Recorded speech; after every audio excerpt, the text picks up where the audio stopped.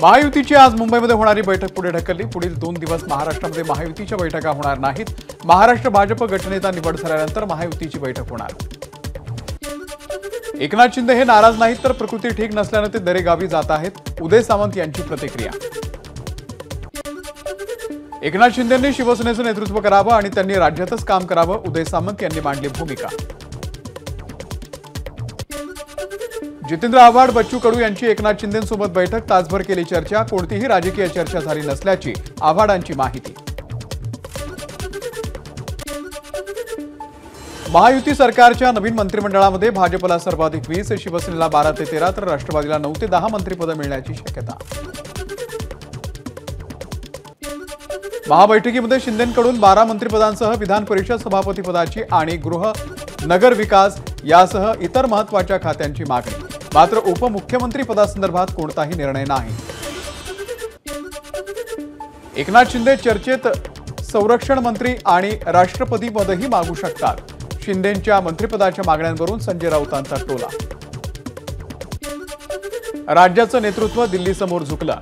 दिल्लीश्वरांनी डोळे वटारल्यावरती शिंदेंना शांत बसावं लागलं, राऊतांचा हल्लाबोल। महायुती सरकारच्या मंत्रिमंडळामध्ये महिला आमदारांची संख्या वाढणार। 4 महिला आमदारांची मंत्रिपदी वर्णी लागण्याची शक्यता। आदिती तटकरे, देवयानी फरांदे आणि श्वेता महाले यांच्या नावाची चर्चा। मंत्रिपदासंदर्भात केंद्रीय नेतृत्व आणि राज्याचं नेतृत्व निर्णय घेणार। भाजपच्या प्रवीण दरेकर यांची प्रतिक्रिया। मंत्रिपदासंदर्भात कोणतीही मागणी केली नसल्याचं दरेकरांकडून स्पष्ट। मावळचे अजित पवार गटाचे आमदार सुनील शेळके मंत्रिपदासाठी इच्छुक। कोणत्याही मंत्रिपदाची जबाबदारी सोपवली तर जनतेला न्याय मिळवून देण्यासाठी प्रयत्न करेन, शेळकेंची प्रतिक्रिया।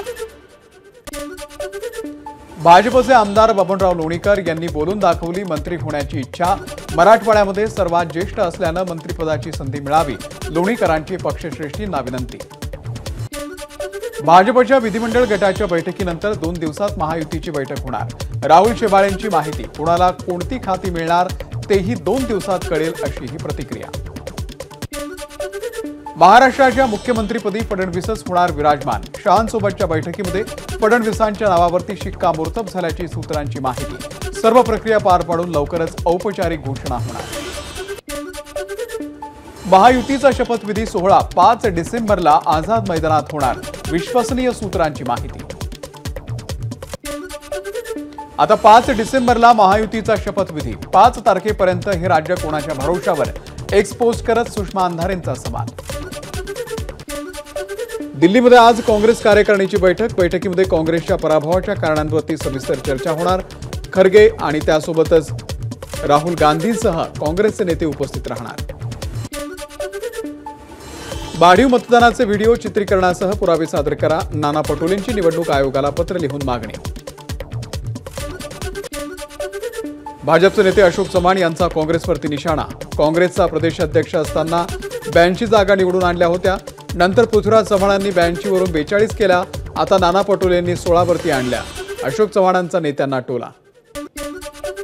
महाराष्ट्रामध्ये ईव्हीएम वरती आक्षेप असेल तर काँग्रेसच्या निवडून आलेल्या आमदारांनी राजीनामा द्यावा। भाजपचे आमदार सुधीर मुनगंटीवार यांचा काँग्रेसवरती हल्लाबोल। विरोधाला विरोध नसेल तर सकारात्मक बाबींवरती राज्य सरकारला सहकार्य असेल, नागपूर जिल्ह्यातल्या उमरेडचे काँग्रेसचे आमदार संजय मेश्राम यांची प्रतिक्रिया। वक्फ बोर्डाला निधी दिल्याचा GR ही प्रशासकीय चूक। मुख्य सचिव सुजाता सौनिक यांच्याकडून GR मागे घेतल्याची माहिती। वक्फ बोर्डाला दिलेल्या निधीसंदर्भात नवीन सरकार येतात चौकशी करणार, फडणवीसांनी एक्सपोज करत दिली माहिती। निधी आता देण्याचे औचित्य आणि नियमाधीनता याची चौकशी केली जाणार। वक्फ बोर्डाला संविधानामध्ये स्थान नाही, यावरती भाजप ठाम आहे आणि राहणार। भाजपच्या अधिकृत हँडलवरून एक्सपोज। वक्फ बोर्डाला निधी देण्याचा निर्णय अधिकाऱ्यांनी परस्पर घेतल्याचाही पोस्टमध्ये उल्लेख। पालघरमधल्या 4 विधानसभेच्या जागांवरती फेरमतमोजणीची मागणी। वसई, नालासोपारा, बोईसर, विक्रमगड मतदारसंघामध्ये होणार फेरमतमोजणी। फेरमतमोजणीसाठी जिल्हा निवडणूक अधिकाऱ्यांना पराभूत उमेदवारांचं पत्र। राम शिंदेंनी फेर तपासणी करण्याची मागणी करत एक प्रकारे अमित शहा, नरेंद्र मोदी आणि देवेंद्र फडणवीसांनाच आव्हान दिलंय। रोहित पवारांची टीका। राजापूर मतदारसंघातील काही ईव्हीएम आणि व्हीव्हीपॅट मशीनच्या पडताळणीची मागणी ठाकरे गटाचे राजापूरचे माजी आमदार राजन साळवी यांची निवेदनाद्वारे केली मागणी। मुंबईमध्ये ईव्हीएमच्या समर्थनार्थ आंदोलन, सदाभाऊ खोत आणि गोपीचंद पडळकर आंदोलनामध्ये सहभागी। नाशिकमध्ये देवयानी फरांदे यांचे भावी मंत्री असे बॅनर हिंदू जनसंपर्क कार्यालयाच्या माध्यमातून लावण्यात आले। फरांदे यांचे बॅनर।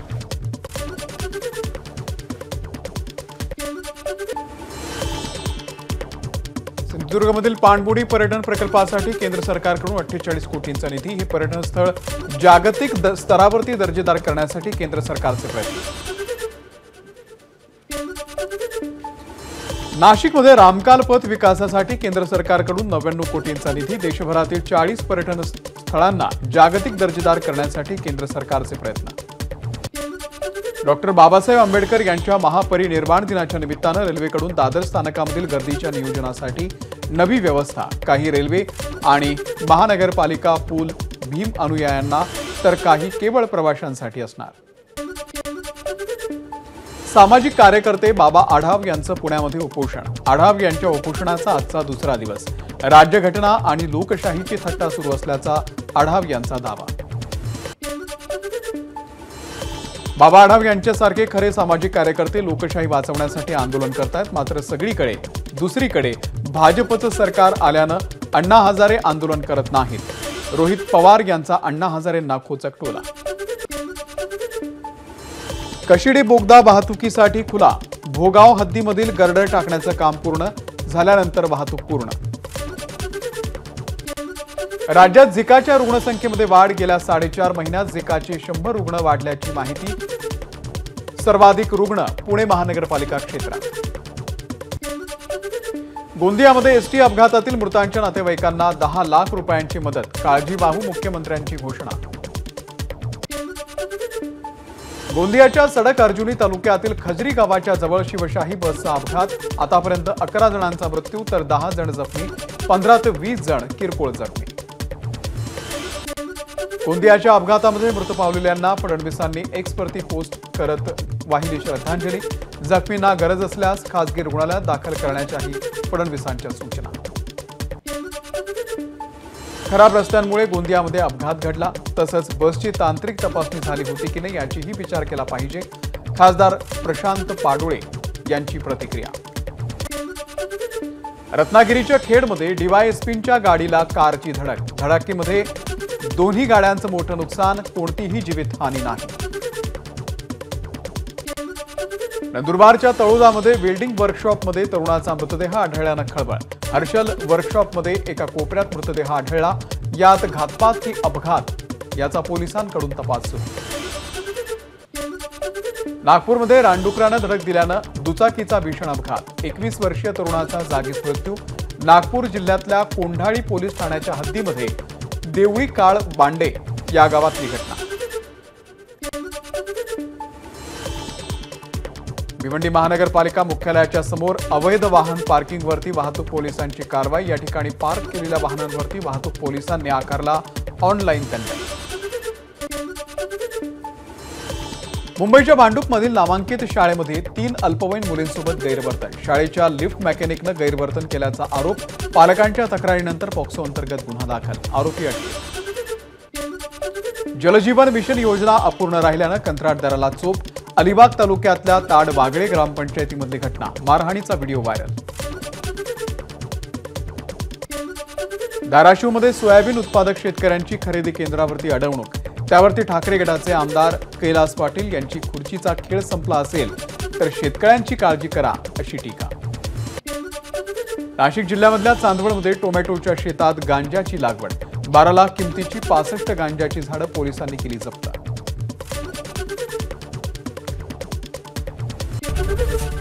एबीपी माझा, उघडा डोळे बघा नीट।